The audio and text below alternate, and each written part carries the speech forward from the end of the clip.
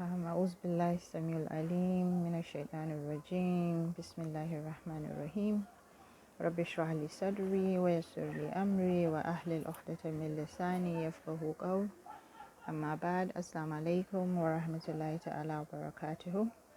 A very warm and good evening to you all. I hope everyone is doing very well with their families, work and everything. Allah isa haka amin. It's been quite a while. Alhamdulillah, I'm doing fine with my family too. So quickly, I made a post yesterday on my Instagram story and WhatsApp story. It was more like a question where I was asking, how would you feel if Allah declared you as his friend and announced to the inhabitants of heaven that so and so Binta Shoba Mali is my friend and I love her, and he has given us the criteria, like I mentioned in the post I wrote, on how you can attain that status. And that's what I promised that I was going to share. So what happened actually, 2 days ago, I was going through some videos on YouTube, and I stumbled upon a very short video that spoke about some verses of the Quran. I think it was Mufti Menk that was talking about it. I was so excited, the moment I exited the video. It was quite short, maybe just like 2 minutes. He just mentioned a few things and recited the verses, and then of course with the translation. So I quickly went to pick my Quran, and I looked at them, did a bit of research, of course, by Googling as well, trying to find out what these verses were talking about and how you can attain that rank that he spoke about. Like I said, it got me really excited. I'm like, what? So Allah subhanahu wa ta'ala said this and he even gave us the answer? I mean, we need to try this. As always, when I read things like this, I get so excited that I want to share. We have different interests in different things.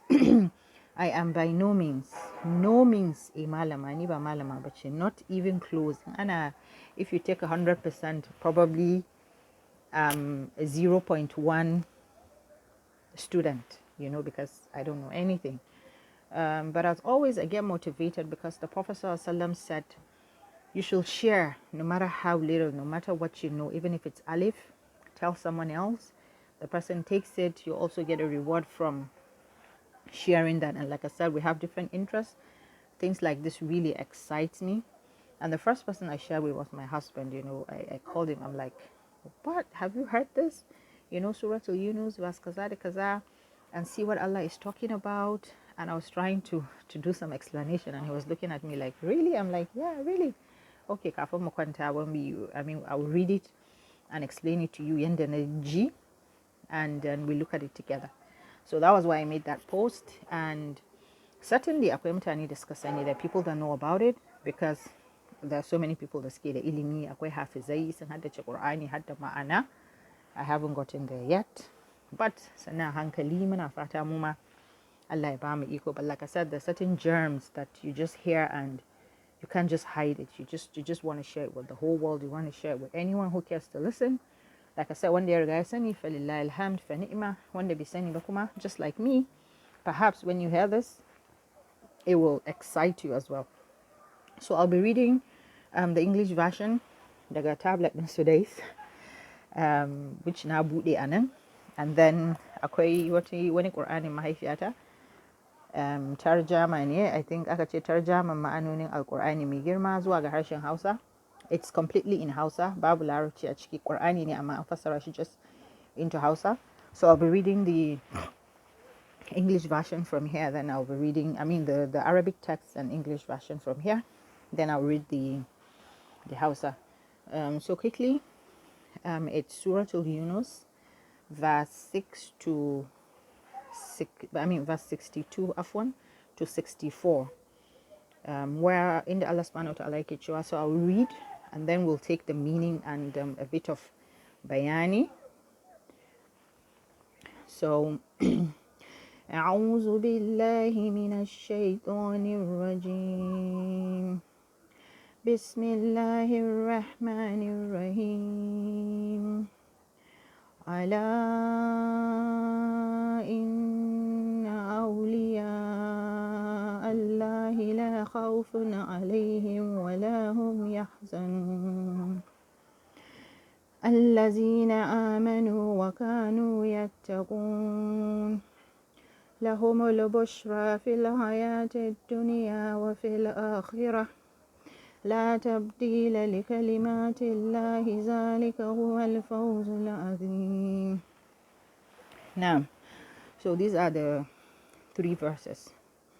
The first verse, ألا إن أولياء الله لا خوف عليهم ولا هم يحزنون.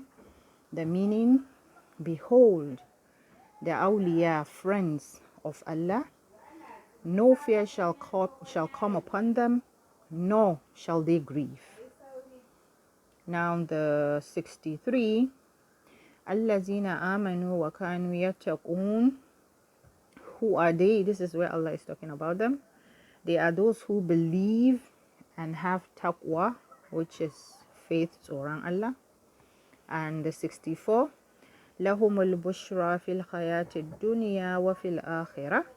For them is good news in the life of the present and in the hereafter.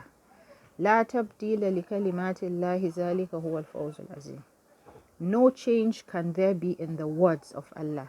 This is indeed the supreme success. Now, Allah subhanahu wa ta'ala made a promise. Like I said, I listened to the video Mufti Menk was talking about it, though briefly.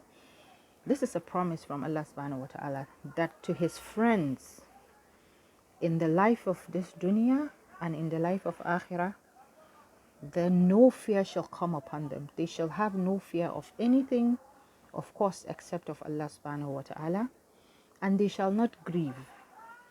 I spoke with my maling and I was asking him, they shall not grieve, you know, bazasuji, bakin chiki ba, they won't go into sadness and all that. Not in the literal meaning.